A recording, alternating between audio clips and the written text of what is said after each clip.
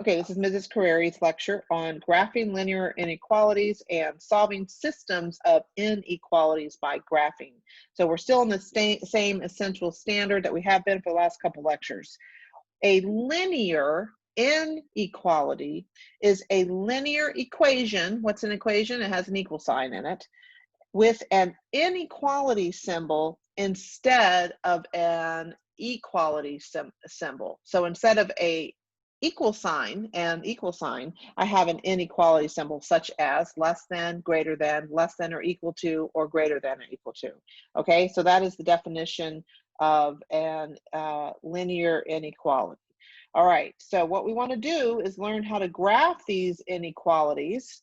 Okay, we've just got finished doing graphing of linear equations, so now let's do some graphing of these inequalities. So we're going to follow the similar types of rules that we had for equations. So I have y is equal to mx plus b. That was our standard format. And if I have an inequality that's in that format, except for the equal sign is now switched to something like less than or greater than, I can just go and define the same thing. What do I have here? I got the slope is equal to 2, and I know that the y-intercept is equal to 1.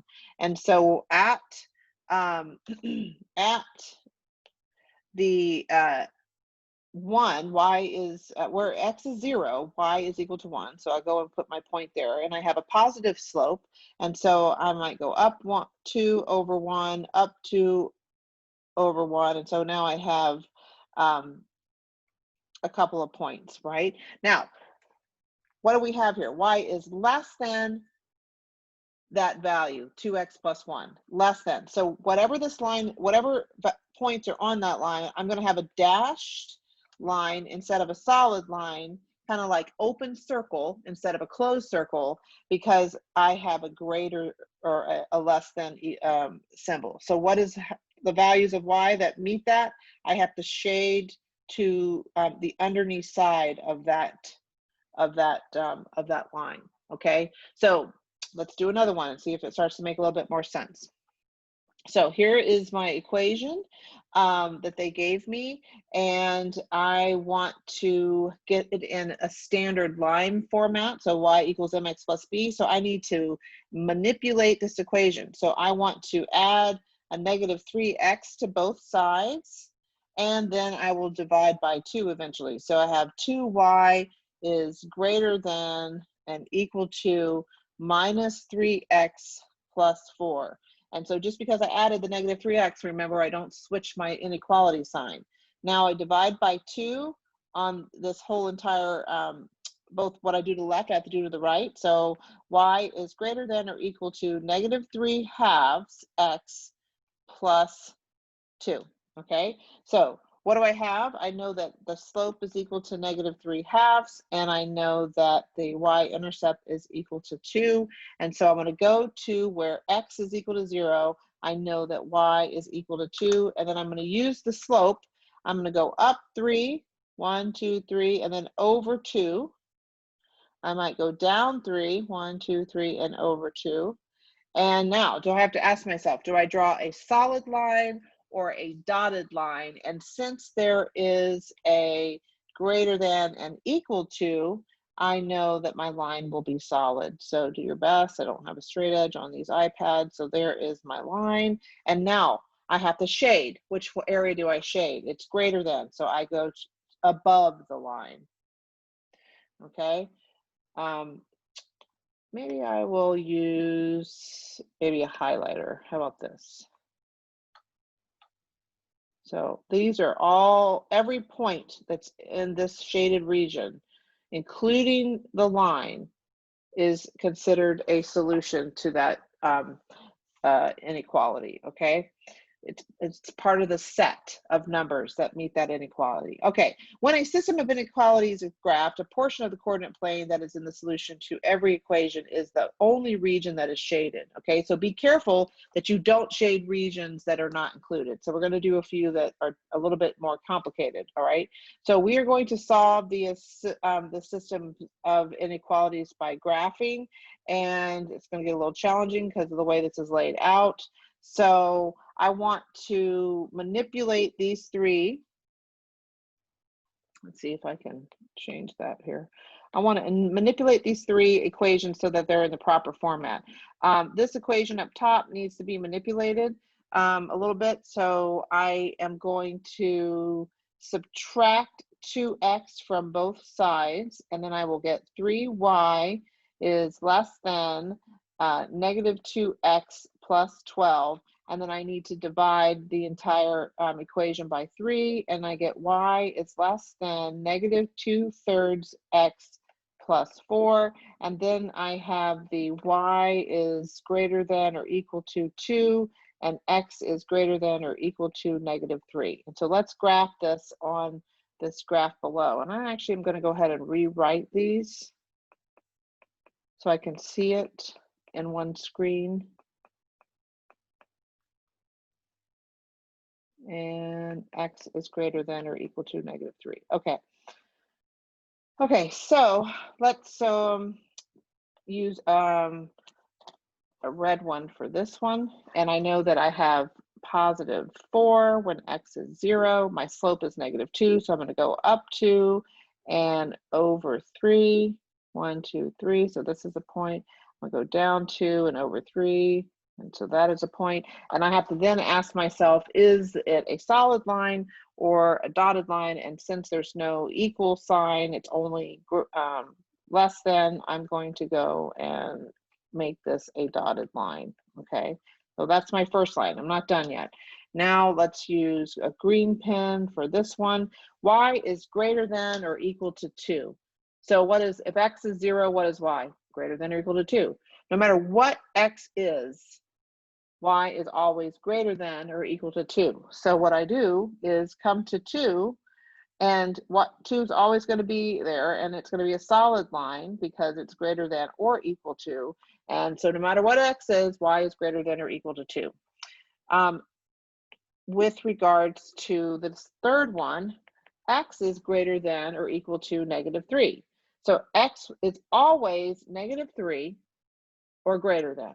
And so I would go to negative 3 on the x-axis and ask myself, since x is always negative 3, no matter what y is, it's going to be a vertical line. And then is it a solid line or not? And because it has an equal sign in that inequality, I'm going to put it as a solid.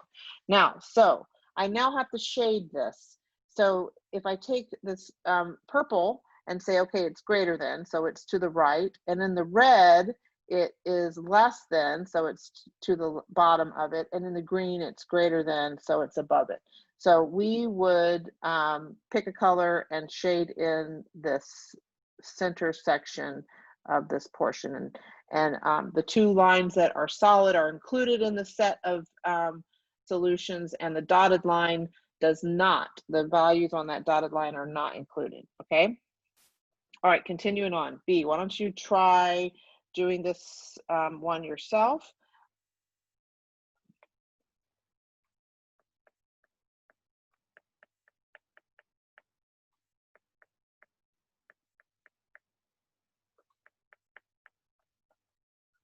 Okay, I'm going to go ahead and put it like that. And I'm going to call this one my blue, and I will call this one my red. So let's graph the blue one first. I know that the y-intercept is 5, so when x is 0, y is 5. The slope is -1, so I'm going to go up 1 and to the left.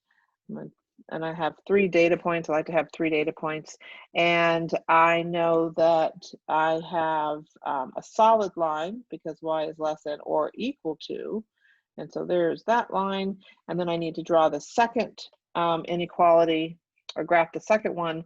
And I have -2 when x is 0. And the slope is a positive 4/3. So up 4, 1, 2, 3, 4 over 3. And 1, 2, 3, 4 over 3. Okay, and then should I have a dotted or a solid line? Well, it says greater than. It doesn't say greater than or equal to, so it is a dotted line. Okay, or dash, I should say. And then I have to decide which region I am shading. So the blue one is y is less than or equal to that line. So I have to go to the bottom of it. And then the red one, I am greater than that. So I go above it. So I would shade this region. By the way, this is not a fun section to do in Alex. I know from personal experience with my own children. So it is cumbersome, but you guys will get through it, okay? All right, next, graph the solution of the system of inequalities. What are the coordinates of the vertices of the solution? So now I've been given an additional question. All right, so we're going to do the same exact thing. I'm going to manipulate this top equations to get y by itself, and I get y is less than or equal to 2/5 x plus 9 times 5. And in this next equation, I will get y is less than or equal to negative x plus 6. And in the third equation, I will find that y is greater than or equal to negative 2/9 x plus 5/9. And so all I did was manipulate those inequalities to get it in the standard form so I can actually. Okay, continuing on with this problem, we need to now graph these inequalities and answer the question, what are the vertices of the solution region? All right, so let's graph the red one. I see that the intercept, the B value is 9/5, which is approximately just below 2, okay? So I can see I have a red line here. I would use the slope of rise over run, up 2 over 5, and then down 2 over to the left 5.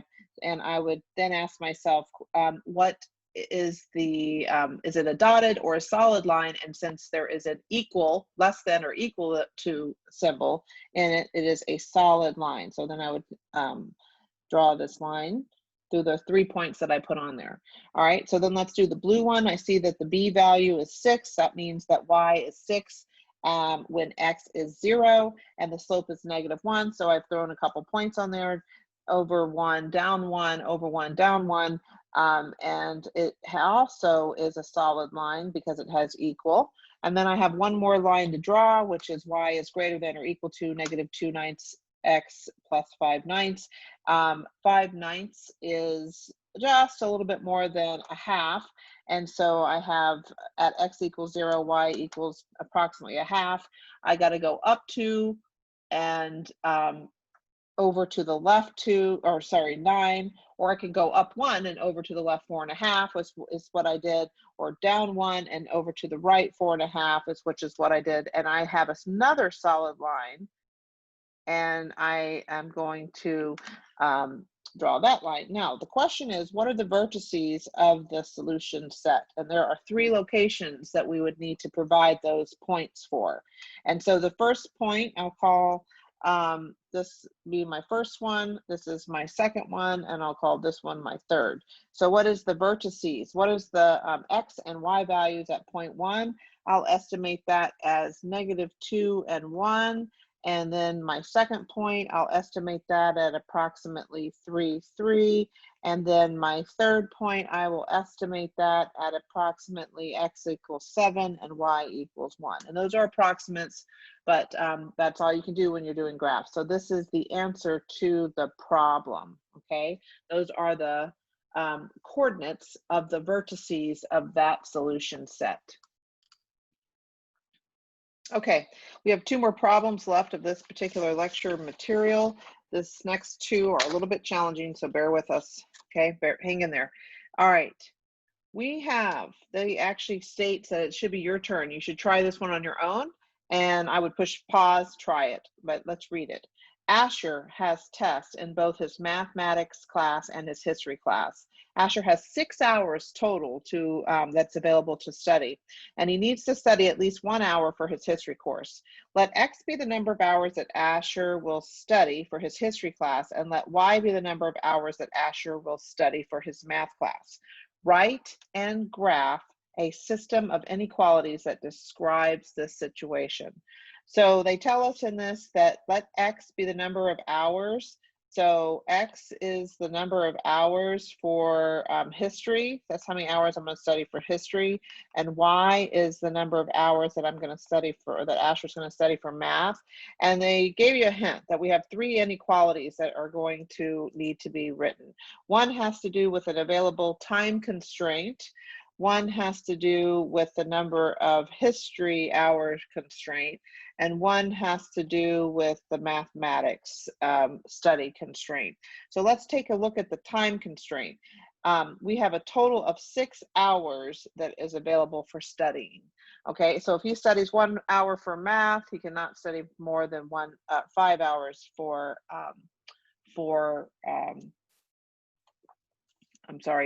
the other. So the total number of hours has to be less than or equal to 6. Well, what is the total number of hours?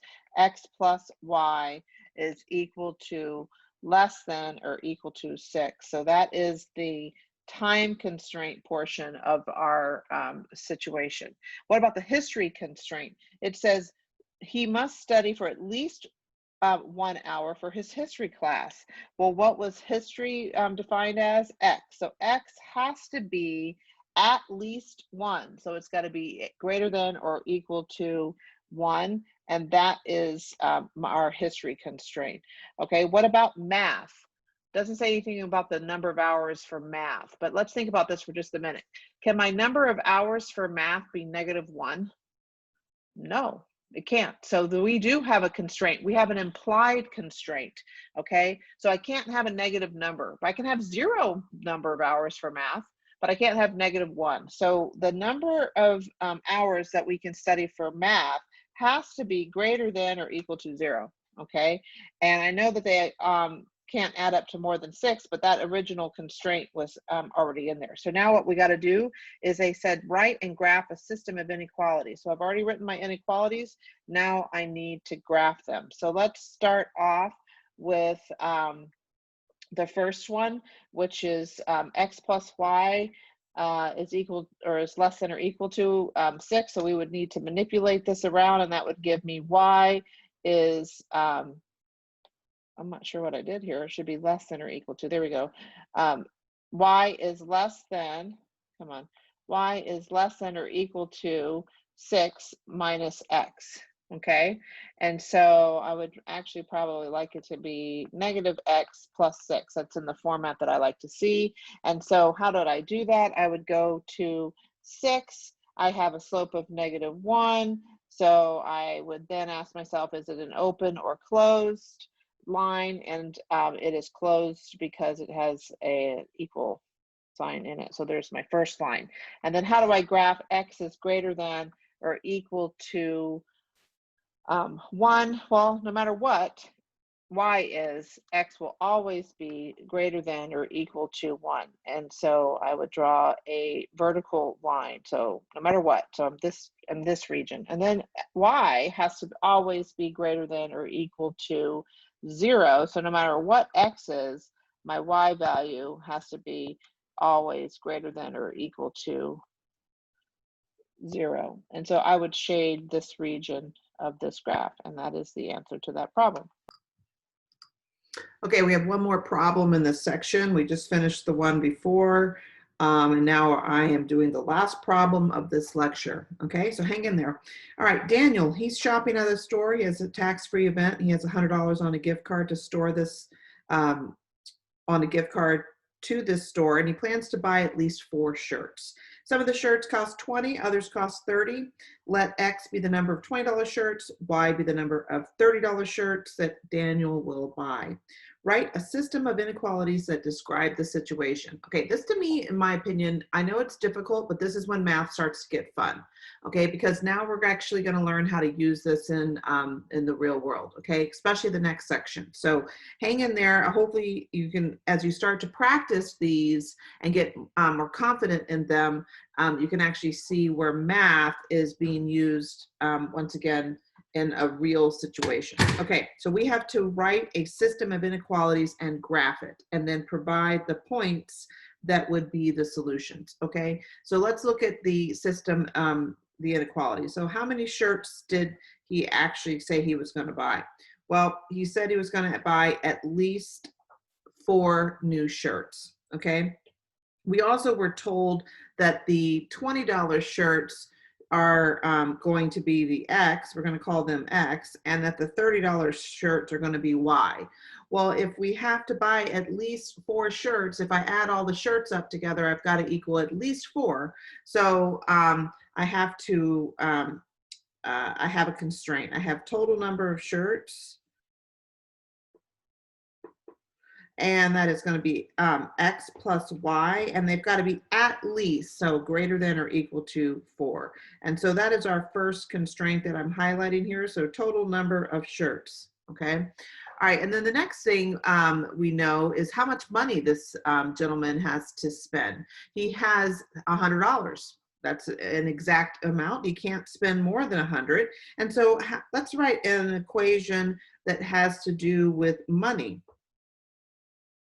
Okay, so if he has $100, how do I figure out how much he spends? Well, I would take the amount that 20 to, how many shirts did he buy that were 20? Well, that's X. So there's $20 times X, and then I would have to add it to the dollar amount of 30 times Y, which is the number of $30 shirts he purchased.